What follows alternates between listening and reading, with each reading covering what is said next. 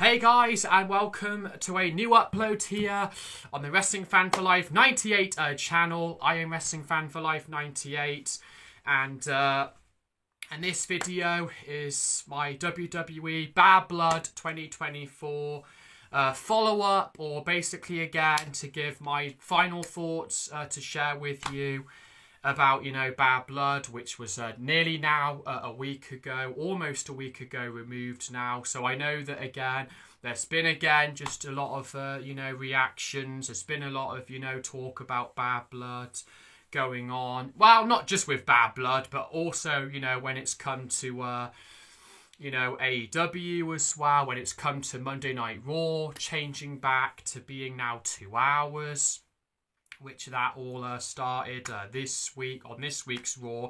And actually that I only got caught up on watching, Monday Night Raw this past week's Raw, only just the other night on Thursday, because,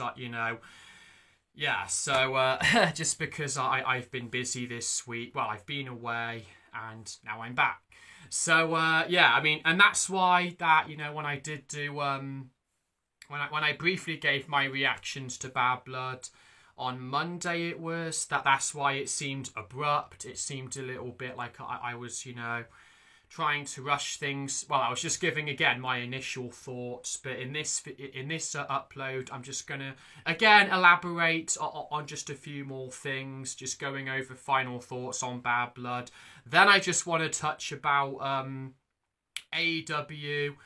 Wrestle Dream 2024, because that is AEW's upcoming pay-per-view now, which is this weekend, as they've got another event lining up. Even though, again, I've not been watching, a lot of AEW of late, because, again, of just fitting things in. But, I'm still going to touch on the Wrestle Dream this weekend in brief. And also that there's one other thing, one other short thing I want to mention at the end, because this is going to be my last upload going onto my channel. That's going to be before that I go to WWE Live, that I'm attending WWE Live here in the UK when they come on their, UK tour next week,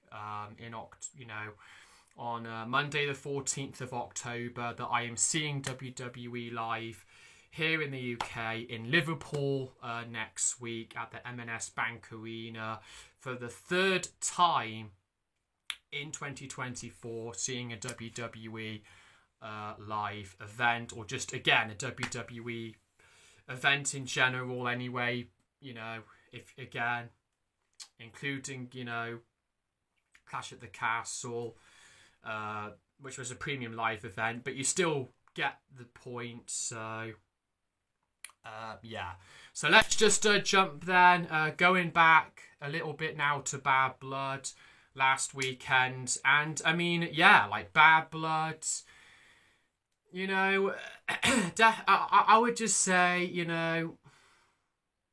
I think, with what Bad Blood, delivered, with what Bad Blood, kind of gave us, that it gave us, again, just a great Hell in a Cell match, which was, between CM Punk and Drew McIntyre.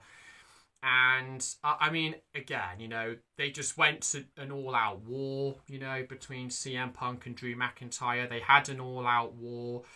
And I think, with, the storytelling in that match as well, the storytelling that they've been doing in the entire feud that's been going on, and just again,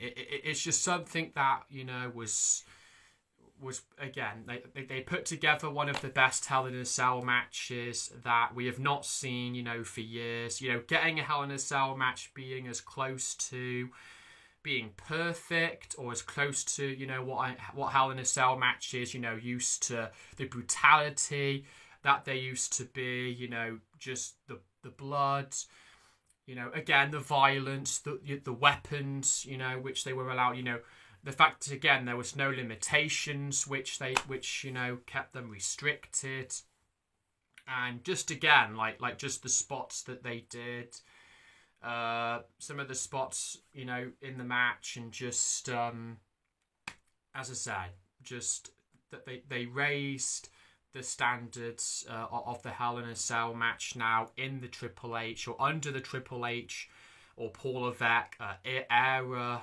you know, because by far, again, it was the best Hell in a Cell match that was put together, you know, in this Triple H era, and also that they just gave us what we wanted. I mean, as I briefly touched on when I gave my quick reactions, that the Hell in a Cell match, you know, gave us what we all mostly wanted to see from these two, which was just for them to beat the hell out of each other, for them just to do all that, and that was what we saw. So that's honestly, again, just you know, what I have to say, you know, about the Hell in a Cell match. I mean, it's been talked about plenty now, but you know, a lot of credit, you know, just has to go to Drew McIntyre as well. I think some credit has to go to, you know, to Drew, because he, you know, definitely played his part as well. But as we know, I mean, CM Punk did, you know, win the match, though. CM Punk won, and I was actually surprised, because, you know, the length of this match only again lasted for 31 minutes, but when actually watching the match, though, it definitely seemed, you know, that it was longer. I guess watching it live, you know, which we did watch this match, you know, when it was actually on live from Bad Blood last Saturday. So, but yeah, so again, you know, I couldn't really praise this Hell in a Cell match enough. I mean, honestly, it was probably the best Hell in a Cell match I had seen live, that I'd watched live, you know, on a premium live event in my probably lifetime, arguably, because I really haven't seen one like it, you know, it's because it's just been so long. I think we just had to wait a while to get this type, you know, that type of a Hell in a Cell match, where it was physical, you know, the brutality, the blood, the amount of blood as well, you know, which, and again, they weren't afraid to show it either. I mean, you know, just the visuals, you know, of just Drew's face being, you know, plastered. Yes, you could say maybe, you know, the blood maybe went a bit over the top at times, but I think it had to be. I think for this feud with CM Punk and Drew McIntyre, it was definitely more than, you know, more than you know, you could more than forgive that, or you could definitely understand that, because of how personal that the feud had, you know, been, you know, built up, well, you know, over the last 10 months, you know. So just, again, it culminated to being one of the best Hell in a Cell matches I'd seen in my lifetime, if not the best one, because, you know, I had not really seen that many Hell in a Cell matches actually just live. I mean, just watching them live, it's always kind of been like on YouTube, you know, watching them back, you know, years later, you know. So just from start to finish, the match was great. The atmosphere was also great as well in the you know, State Farm Arena in Atlanta. Like they gave the match a great reception, and just applauded to nearly everything that, you know, that was going on in the match. So that added to the crowd, definitely it enhanced, you know, the match as well. Like they enhanced the quality just as much. So, like, you know, they gave their part to the match.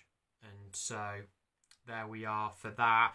And just to touch on, you know, the rest of the matches quickly, though, from Bad Blood. Now, like I said, though, you know, after the Hell in a Cell match, I think, you know, some people did think then that, you know, the rest of the card did kind of, you know, peter a little bit, you know, with Nia Jax versus Bayley for the WWE Women's Championship, where, you know, Nia retained the Women's Championship, and, you know, Tiffany Stratton ran out to try to cash in again. You know, she teased again to cash in the briefcase on Nia. And as she was going to try to hand the briefcase to the referee, Nia, you know, sits up, she sat up and directly looked, you know, up at Tiffany, up at Tiff, and just, like, yeah. So that was basically that. So, you know, and Bayley then loses to Nia Jax after that, after, you know, again, with Tiffany distracting Bayley by throwing her briefcase up at Bayley in her face, and that was just allowed Nia to put Bayley off, you know, balance, and then Nia, you know, just, again, got the win then with the Annihilator, where she just splashed down on Bayley. So Nia retained the WWE Women's Championship.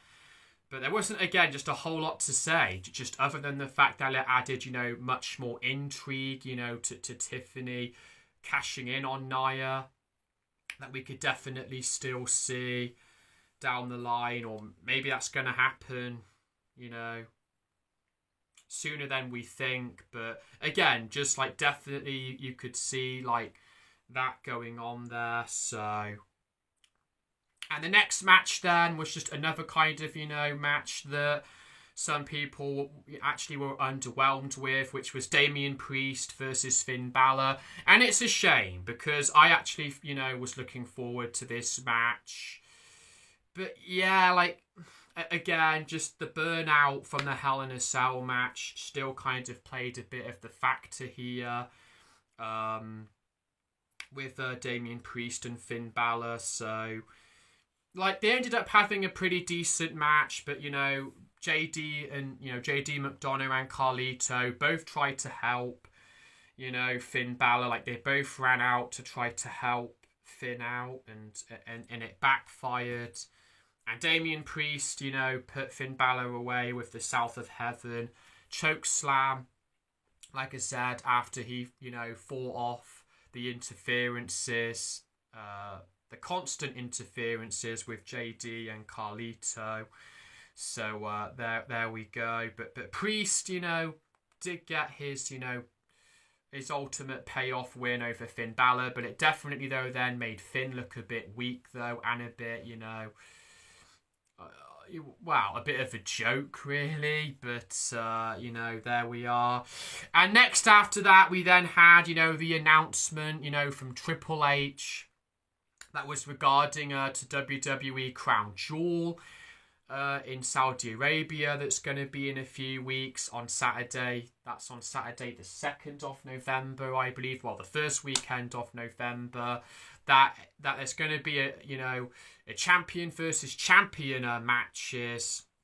The World Heavyweight Champion versus the Undisputed Champion for the men, and the Women's World Champion against the WWE Women's Champion, being, you know, facing against each other at Crown Jewel. Like, it will be like this annual thing, an annual, you know, what they're going to do for Crown Jewel going forward now, it seems. And so, but basically that there's going to be no championships on the line, but that they were just going to be fighting for this new, you know, this new Crown Jewel belt, basically, that was like massive, like 15, what was it, like 30 carat diamonds, or like, you know, that's what Triple H was going on about, was just like how much, you know, diamonds and that were in the belt.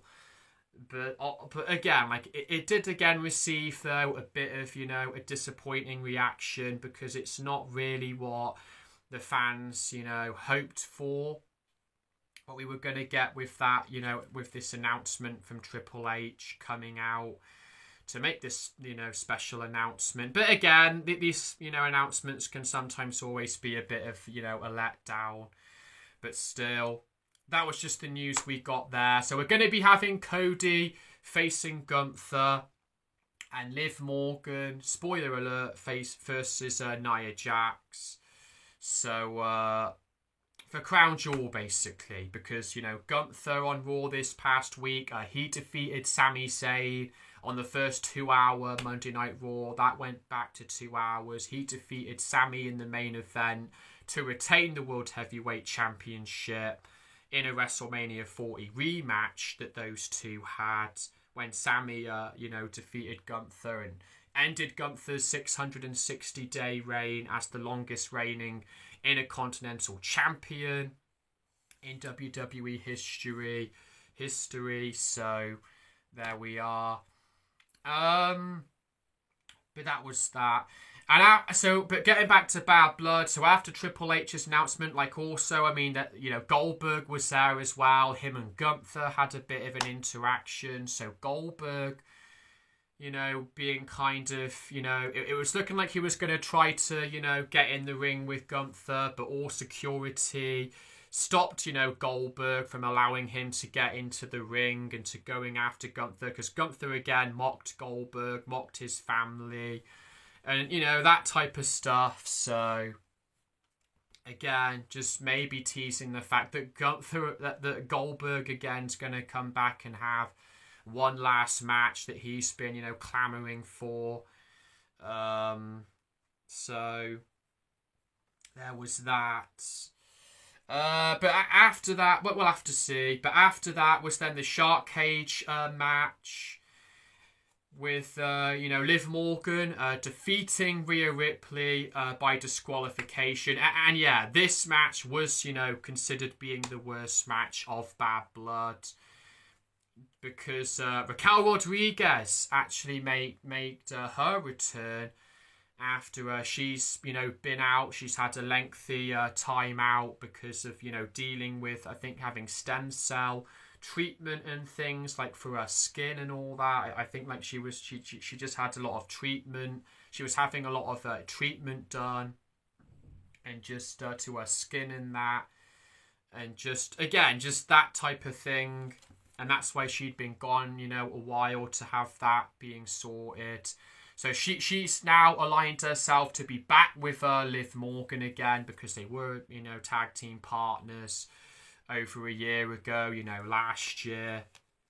Well, won the WWE Women's Tag Team Championships at Money in the Bank 2023 over, Ronda Rousey and Shayna Baszler, but in London last year. So she was, like I said there, Raquel, and she basically attacks Rhea after Rhea is basically, batting Dominic with like a kendo stick, and, Dominic's like hanging down, because basically, Dominic though definitely made the match at least a little bit more. He tried to make it entertaining at least, with the antics going on in the Shark Cage. He was trying his best to just make the best of what he was, doing in the Shark Cage. And that did again kind of add a bit more drama there. But yeah, ultimately, and again, like the ref should have been counting Rhea when she was out the ring, whacking Dom with the kendo stick. But that was how, like I said, Rhea had taken her eyes off, and, that allowed Raquel to help, Liv to retain, because Raquel, beated up, Rhea Ripley and left Rhea down in the ring. So, and then she tried to, and then they botched the ending, because Raquel thought that, Rhea, that the match was still going on, but again, it went to a disqualification. So, again, that whole entire finish, flopped. Well, was definitely just a bit of a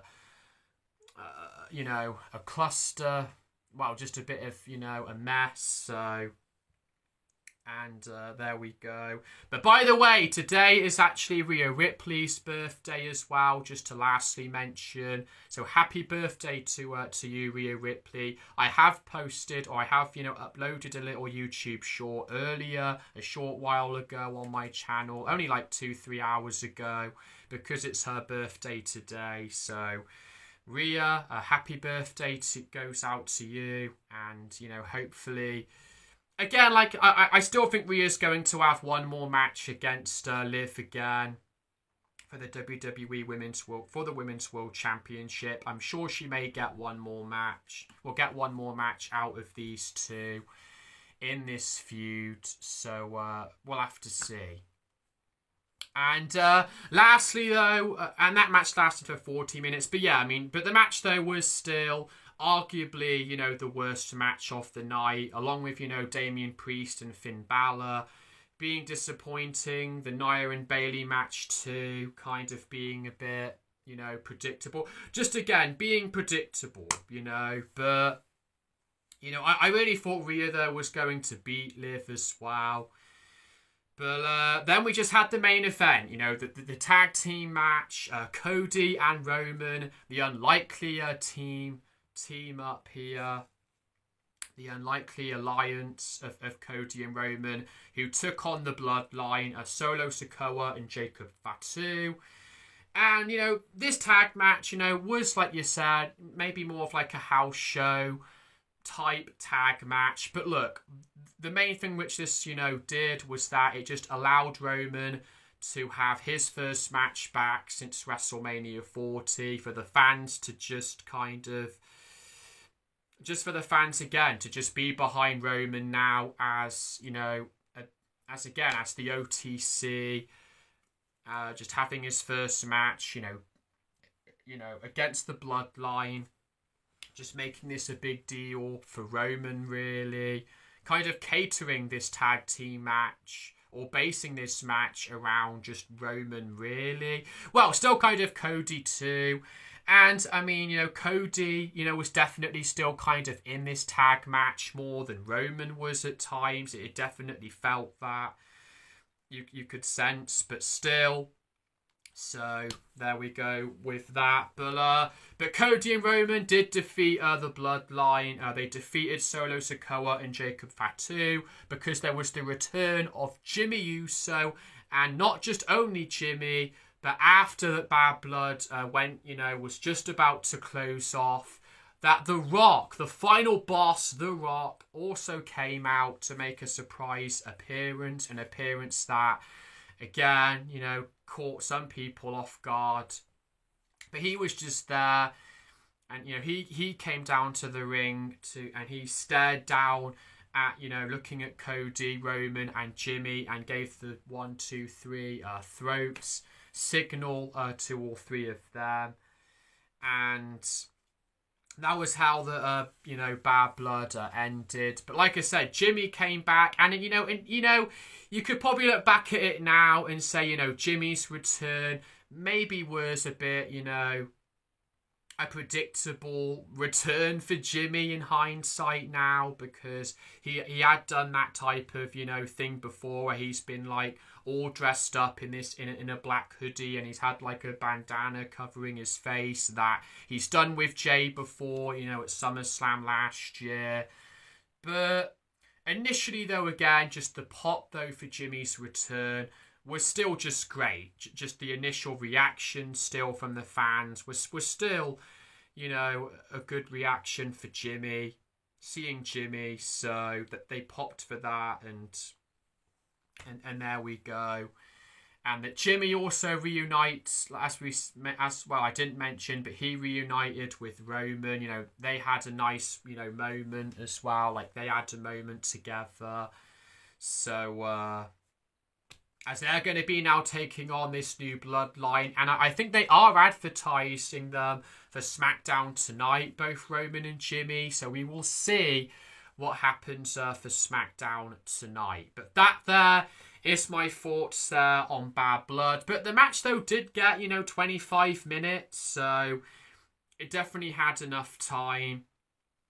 But that there is my thoughts, my final thoughts on Bad Blood. So I think, again, you know, I'm still going to say that if you just look back at Bad Blood, you know, this year, and say that the Hell in a Cell match was definitely again, you know, was a great end to the CM Punk Andrew McIntyre feud.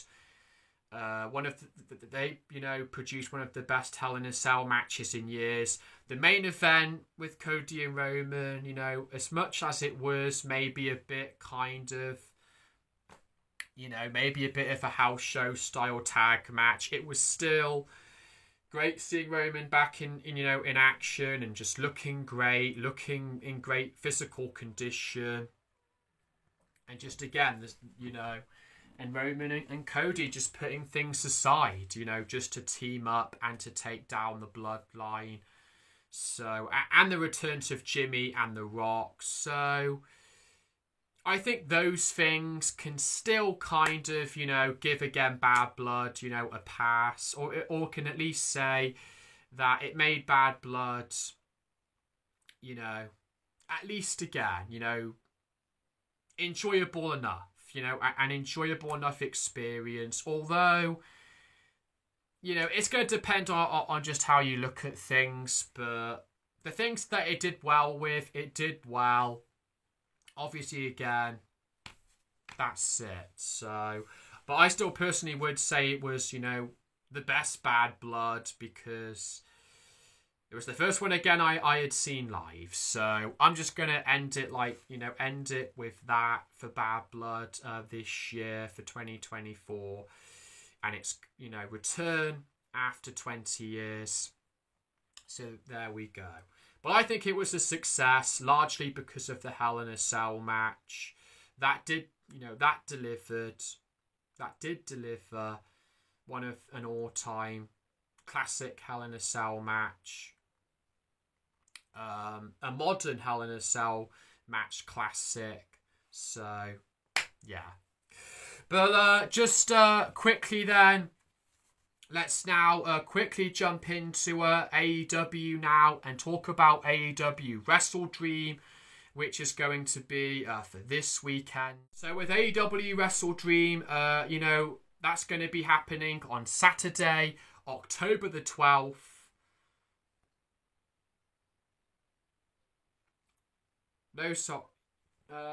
On Saturday, October the 12th, 2024. Exactly a week after, again, Bad Blood. And, again, there's just so many matches to go over for this. But, like I said, it's also, the 1 year anniversary from this show as well, last year. From the first Wrestle Dream last year, which had, the debut of Edge, or Adam Copeland, who made his debut at last year's Wrestle Dream. And the main event, was Christian Cage versus Darby Allin, but that was the main talking point of the first AEW Wrestle Dream, or the inaugural Wrestle Dream last year, was for the debut of Adam Copeland. So, and we're going to be getting this, Wrestle Dream, the second AEW Wrestle Dream, coming from the Tacoma Dome in Tacoma, Washington again, the same as in a different venue to last year, but I mean still. So it's going to be just a great reaction, and it is again in the honor of the New Japan founder Antonio Inoki, who died 2 years ago, or just over 2 years ago, on the 1st of October 2022. So this is still again just a fairly new AEW pay-per-view still. But the main match that I just wanted to talk about, that for the main event, we're going to be having Bryan Danielson, who's defending the AEW World Championship, against Jon Moxley. He was going to be with Marina Shafir. And, I thought I would touch on this match because Jon Moxley turned heel. And it's now, no longer associated with Bryan Danielson, and that the BCC have turned heel now. Well, Jon Moxley has only now just aligned himself with Claudio Castagnoli and Pac as well. And we don't know again about Wheeler Yuta yet. We don't know his stance. But this basically happened back at All Out a few weeks ago when Jon Moxley turned on Bryan Danielson after Bryan Danielson beat Jack Perry, to retain the AEW World Championship there from All Out. And then he was being, attacked, and it seemed like they were going to help him, the BCC, but then they turned on Bryan Danielson. And so there we go. So this is the first kind of heel version, or the proper heel version of Jon Moxley now in AEW, or a full-blown heel version of Jon Moxley, and I just think, again, like, it's just going to make this match feel different to the two previous matches they've had in AEW previously. At AEW Grand Slam 2 years ago, and at AEW Revolution in 2022 as well. So they have revisited this, feud with Bryan Danielson and Jon Moxley. But as I said, I mean, this time, this is more of a personal feud, or more of a feud between them.